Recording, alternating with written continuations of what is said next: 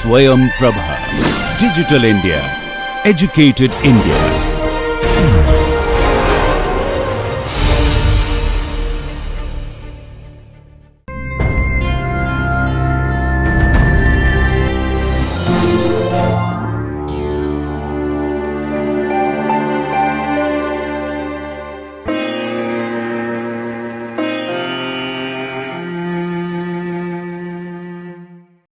Hello friends, welcome to this lecture series of BSc with Chemistry, discipline specific elective of quantum chemistry, spectroscopy and photochemistry. In this lecture, we will be discussing nuclear magnetic resonance, that is NMR spectroscopy. So friends, if we look at a little bit of the history of NMR spectroscopy, basically in 1945, the Purcell, Torre and Pound at Harvard University and simultaneously Bloch and Hansen and Packard at Stanford University, they simultaneously were working on this particular topic and they discovered the phenomena. And this was so interesting. Later on, further the studies were advanced, and in around 1950, the first NMR spectra of ethyl alcohol by Arnold, Dharmati and Packard were recorded. And that has led to the significant revolution in the field. And therefore, in 1952, the first Nobel Prize in NMR in physics went to Bloch and Purcell for their discovery. Further, after many years, in 1991, the second Nobel Prize in NMR in chemistry went to Richard Drenst for discovery of advanced methodologies, and subsequently in 2002, the second Nobel Prize in chemistry in NMR went to Kurt Wuttrich for the structure determination of biomolecules. This was really a great breakthrough. And simultaneously, during the same time, that is back to back, that is in 2003, in medicine, the fourth Nobel Prize went to NMR to Paul Roterberg and Sir Peter for magnetic resonance imaging.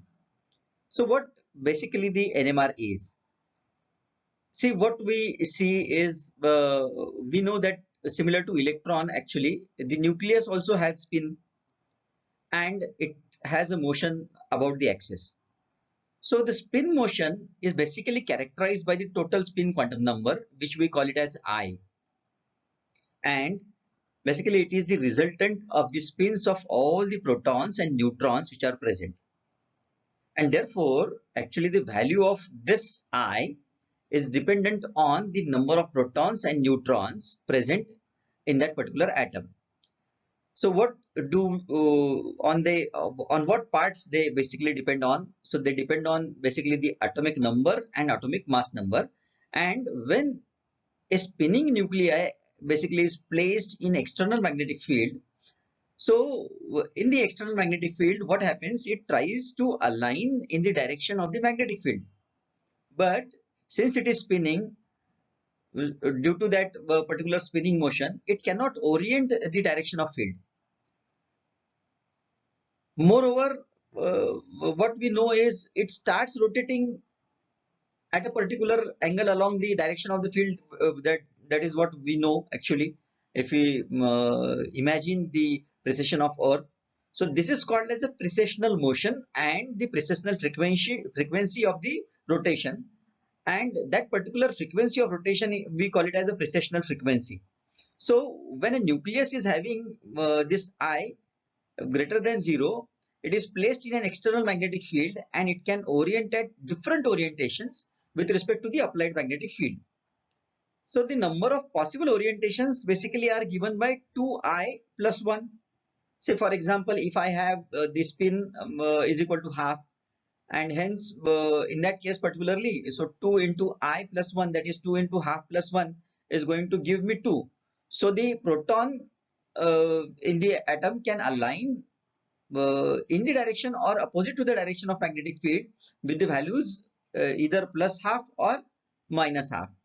And therefore the allowed energy level splits basically into two states. One is corresponding to minus half spin and one is corresponding to plus half spin. So that is known as the lower value corresponding to minus half because the strength of the applied field increases, so the separation field, separation of that particular gap, energy gap increases. All in all, if I try to summarize that the condition for nuclei to be NMR active, so there are certain conditions for which I mean nuclei to be NMR active. There are certain conditions. So what are these conditions as we have seen? So the conditions must be like nuclei should have spin number which is greater than 0. So I must be greater than 0 and the magnetic moment should be greater than 0. Otherwise, it will not give you the NMR spectra. Apart from that, the nuclei should have even charge distribution. That is, the nuclei should be spherical in shape.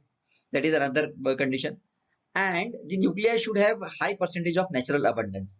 So here in a table, the summarized form is given like for even atomic mass number and even atomic number, your spin is 0, NMR inactive cases. For atomic mass number even and atomic number odd, we can have spins as 1, 2, 3. And for atomic mass number odd and atomic number even or odd, we can have spins like half, 3 by 2, 5 by 2, and so on. So basically, if we try to see the spin, nuclear magnetic moment, and the precessional motion of this particular nuclei, so basically this nucleus is a positively charged body which is spinning about an axis which is much like the Earth. You can see here. So you can imagine this as our nucleus. So the spinning of charged particle basically generates the magnetic field, and therefore the nucleus behaves as a tiny bar magnet. The intrinsic magnitude of the magnetic dipole moment generated is or it can be expressed in terms of the magnetic moment mu, and this magnetic moment is actually the vector quantity. And according to classical physics, we know that any kind of spinning body which has an angular momentum of this kind p, consequently what we can say is that the spinning atomic nuclei, it will also have the angular momentum.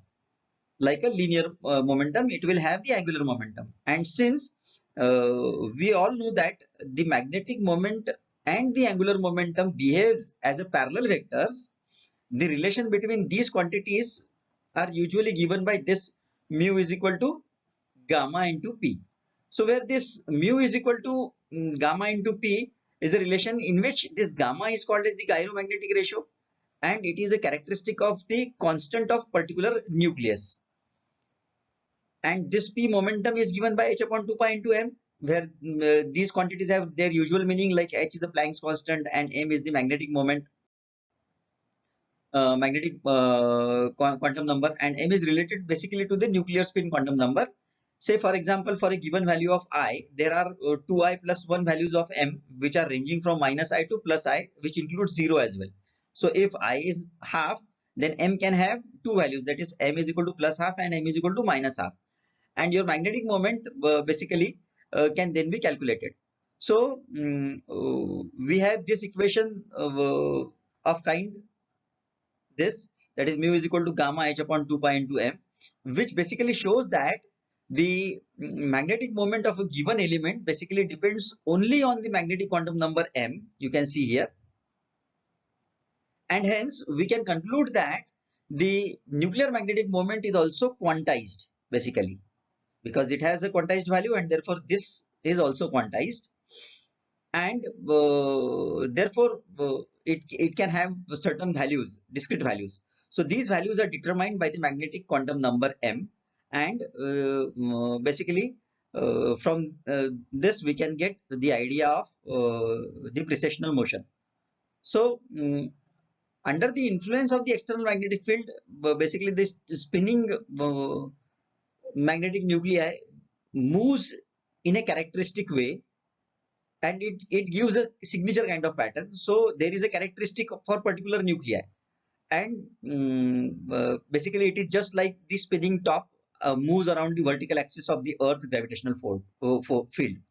And this motion of spinning nucleus is called as precessional motion around the axis of an applied external magnetic field. So either it will be aligned with the field or opposed to the field.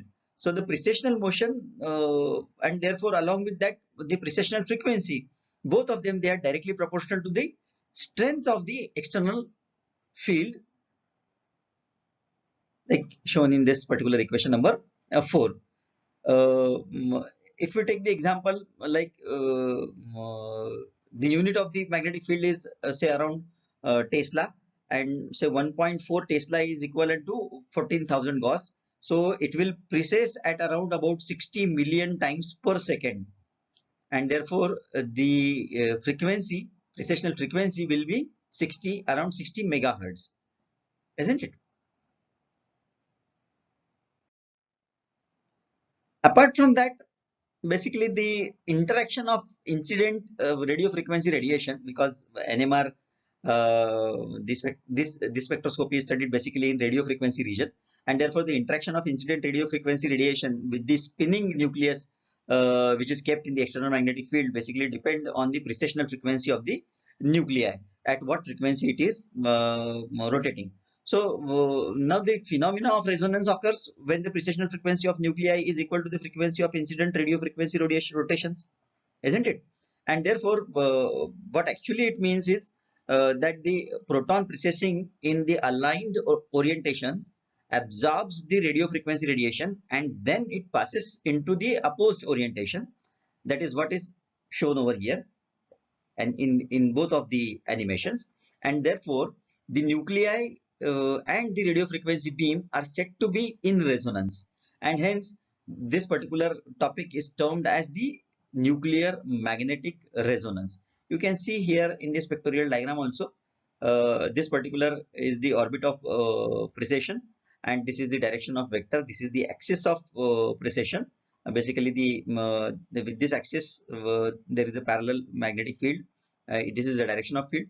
So the electromagnetic radiation of the same frequency as precession frequency, if it collides over here, so this axis basically flips in this direction. So the axis of nuclear spin is plus half here, so it will go minus half here after the absorption of energy, and therefore the nuclear spin flips. That is what is shown over here. Look at this direction, look at this direction.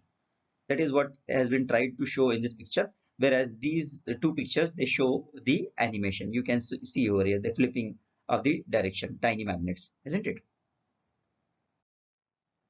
This table actually gives you the picture wherein we have tried to show, we have shown the data for nucleus, their spin quantum number, magnetic moment, gyromagnetic ratio, which is very important.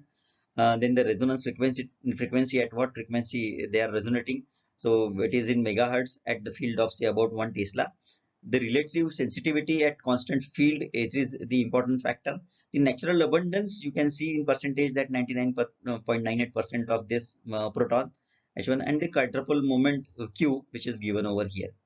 So that this particular data we will be using particularly when we will be solving the numericals, and we will be utilizing this particular data in analyzing many of the facts.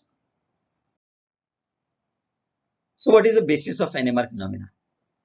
So basically this NMR phenomena is based on these particular facts. The spinning of nucleus, the effect of an external magnetic field, energy transition, that is the interaction with the radio frequency radiation, and the fundamental equation of NMR. If we can go through these topics, the NMR phenomena we can start understanding in principle. So basically, if you see this spinning nucleus, what is this spinning nucleus is? The nucleus of the hydrogen atom, say for example, we take it as a proton, it is a positively charged body and it has got the mechanical spin. Okay, so now any spinning charged body which is generating a magnetic field, so basically this spinning body, it generates a magnetic field, and therefore the spinning nucleus of the hydrogen atom, it behaves as a tiny bar magnet. So normally these nuclear magnets are randomly oriented in the shape or they are randomly oriented in the degenerate energy state, and the only nuclei with the odd number of proton, that is odd atomic number, or an odd atomic number of neutron, that is isotopes, they have got spin. and those basically are useful in NMR effect or to study the NMR effect of an external magnetic field.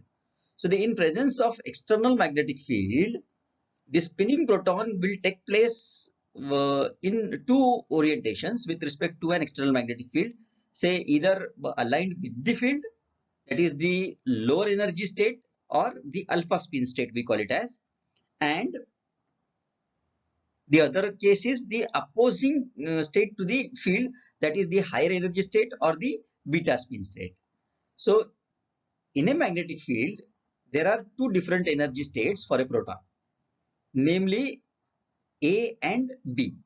So one is a low energy state with the nucleus aligned in the same direction as your magnetic field direction, and the second is a high energy state with the nucleus aligned opposed to your magnetic field strength, isn't it? So here basically the energy difference between the spin state depends on the strength of the applied magnetic field. So greater is the strength of the magnetic field to which we expose the nucleus, the greater is the difference in the energy between the alpha spin state and beta beta spin state. Okay, so now we can say that the difference in population of alpha and beta spin state is that way very small, say of about 20 out of the million proton, but at the same time it is sufficient to form the basis of NMR spectroscopy. If you try to see this figure, in presence of applied magnetic field, it is given, so nucleus aligned against the applied magnetic field and nucleus aligned with the applied magnetic field. So if we add the radiation frequency with the energy E is equivalent to delta E, that is splitting, so their spin flips, isn't it? One goes to higher energy level and other goes to lower energy level, isn't it? So when an external energy source, say of h nu, that matches the energy difference, that is delta E, between these states, so the energy basically is absorbed, and which causes the nucleus to flip the spin from one orientation to other, and therefore the energy difference between these two nuclear spin states corresponds to low frequency radiation in the radio frequency region of the electromagnetic spectrum. Now what is the fundamental equation of NMR? So there can be two variable characteristics for NMR. What we can say is the applied magnetic field strength, that is V0, it can be measured in Tesla, and therefore 1 Tesla is around that is 10 to the power 4 Gauss, and the frequency of radiation is used for the resonance, which is measured in hertz, and or it can be measured in the megahertz, that is 10 to the power 6 hertz, and basically the frequency needed for the resonance is directly proportional to the strength of the applied external magnetic field, and therefore this frequency is proportional to your magnetic field, and therefore the stronger the magnetic field, the larger the energy difference between the two nuclear spin state, and higher the frequency needed for the resonance. That will be the fundamental equation for the NMR. So now let us try to see here the principle of NMR spectroscopy. I mean, from this principle we will be able to understand what is the analogy and how we can utilize this particular technique for the NMR spectroscopy. So we know that the energy difference between the alpha spin state and the beta spin state is given by the fundamental equation of NMR, that is this delta is equal to gamma h upon 2 pi into B0, where B0 is the magnetic field. So the NMR spectrometers can have the typical combination of the strength of external magnetic field and the frequency of RF radiation, isn't it? So this particular thing is shown in this table, that is the strength of external magnetic field is given and the frequency of RF wave is given. Say like for 1.4 Tesla, you have 60 megahertz frequency of RF waves. For 2.3 Tesla, 100 megahertz. For 4.70 Tesla, 200 megahertz. For 7.1 Tesla, 300 megahertz. For 11.7 Tesla, 500 megahertz, and so on. So basically, in case of the electron, The spinning nuclei will also have the nuclear spin quantum number, and since they are charged species, and therefore the isotopes of element have different spin quantum numbers. Say for example, for I greater than 0, the NMR will be the nucleus will be NMR active, and say for I is equal to 0, the nucleus will be NMR inactive. So the nuclear spin quantum number may be related to the nuclei composition or the nucleon composition of the nucleus, and that is what we have tried to show over here. That is, if you try to see here, earlier also we have seen that the for even mass number and even atomic number, the value of nuclear spin quantum number I is 0, and therefore these nucleus basically they are NMR inactive. Whereas if you see for atomic mass number even and atomic mass number odd, you can have the nuclear spin as 1, 2, 3, 4, and 5. And these are the examples of for this particular case. Whereas for atomic mass number odd and atomic number odd, you can have half spin, 3 by 2 spin, 5 by 2 spin, 7 by 2 spin. And these are the examples which are active from the H1 NMR. And then for the odd mass number and the even atomic number, you can have these many possible kind of spins, and therefore these are the C13 NMR also, it comes under this category. So we can actually calculate, or we can actually have an idea about at what frequency, at what external magnetic field it can be operated, and under what kind of nuclei are NMR active and what kind of nuclei are NMR inactive.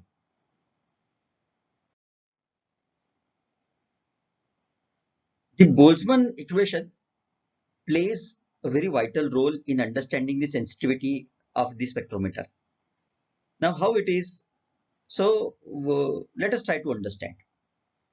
When a sample containing proton is basically placed in the static magnetic field, this nuclei will adopt different orientations, and the extent to which the orientation or this particular energy state is favored over the other state will depend on the strength of these small nuclear magnets, isn't it? And this particular strength of this particular small nuclear magnet will depend obviously on the gyromagnetic ratio that we have seen in the earlier slide, and therefore the strength of the strong magnetic field in which it is placed will be the governing factor, that up to what extent this orientation will be flipped. In practice, actually, we do not put one nucleus in magnetic field. It is very, very obvious. What do we do? Rather, a huge number of nuclei, that is approximately approaching towards the Avogadro's number, around that nuclei are placed in the sample cell, and this sample cell is placed in the magnetic field. So the distribution of nuclei in the different energy states, what I mean to say is the orientation of the nuclear magnets, they will be under the conditions in which the nuclear spin system is unperturbed by the application of the any radio frequency energy, and it is given by the Boltzmann distribution or Boltzmann equation, that is n upper upon n lower is equal to e to the power minus delta E upon kt, or E is equal to minus h nu upon kt if we substitute the value of this delta E, isn't it? We know that this n upper and n lower, they represent the population number in the upper and lower energy states respectively, and this K is the Boltzmann constant, and the T is the absolute temperature in Kelvin. Now, to give some idea basically or the consequences of the increasing magnetic field on the population of the spin states, the distribution of small number, say of about 2 million, it is really small in comparison to this, say of hydrogen nuclei, can be calculated from this particular equation 7. Now you can see in this figure.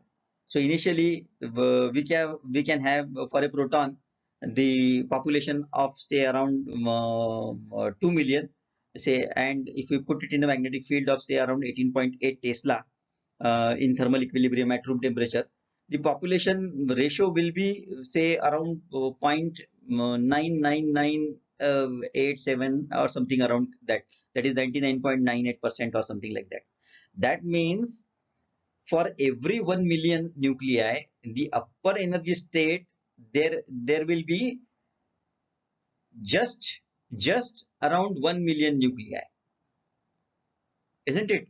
So if there are just greater than 1 million nuclei, so at least 1 million nuclei will be in the upper state. And without this small excess number of nuclei in the lower energy state, we would not get the NMR, or it would not be possible to have the NMR. But because what do we have? This such a small level of NMR, small level of population difference which presents at in comparison to this level, they signify this NMR. Why? Because the sensitivity is based on the population difference that is present at these two levels, isn't it? That means merely this figure of 128 is playing vital role in giving the NMR spectra, and basically the others are effectively getting cancelled. I mean, this 1 million and 1 million, they are getting cancelled out with the each other, and therefore it can be said that the low sensitivity of NMR, uh, which has which can be understand, can be seen from here, that it is probably due to that due to fact that if you have greater the number of population difference, you will have the greater splitting, and the more will be the magnetic field which you apply, there will be more difference in the energy state, that already we have seen. So if you see at this equation 7 particularly, if we go on using the higher and higher magnetic field, if you see over here, if you do not apply magnetic field, all of them, they are going to remain here.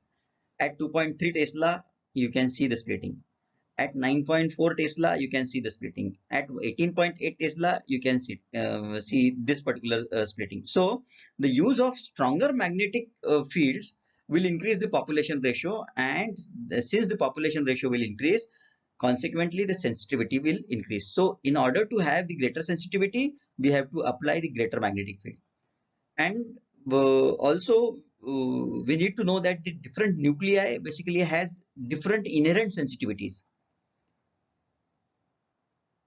We know that the relative sensitivity which we have seen in the table, I have shown you just 2-3 slides back. It should be noted that there are other factors which are also important in the detection of sensitivity. Just for the sake of example, we can say that for a bigger molecule, or say smaller molecule that interacts with when these smaller molecules that interacts with the bigger macromolecules, with the increasing magnetic field, they often increase the relaxation time, and that can adversely affect your sensitivity. That is also another factor which which has to be taken care into while noting the NMR spectra from the NMR spectrometers. This is particularly the construction of NMR spectrometer. A raw sketch has been shown over here. So the sample is taken in the sample cell basically, and placed at the center of the magnetic field. You can see over here. And this magnetic field is generated by these electromagnets, which are variable electromagnets, which are shown over here. And a radio frequency generator, basically, it irradiates the sample with the necessary frequency with the help of coiled wire around the sample. You can see here.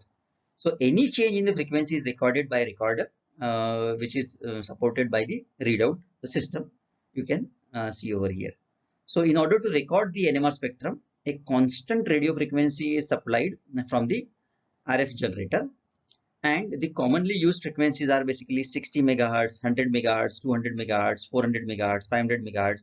Now even we have listened that 900 megahertz also came into existence. And basically the magnetic field that is present here, it varied so as to increase the extent of splitting between the energy levels. So as soon as the splitting energy, that is delta E, matches with the supplied radio frequency, the proton absorbs the frequency and the peak is obtained in the recorder. And this is how we note down the peak in the NMR spectrometer. So friends, we will stop here for now in this lecture, and we will continue with the practical approach of NMR in our next lecture.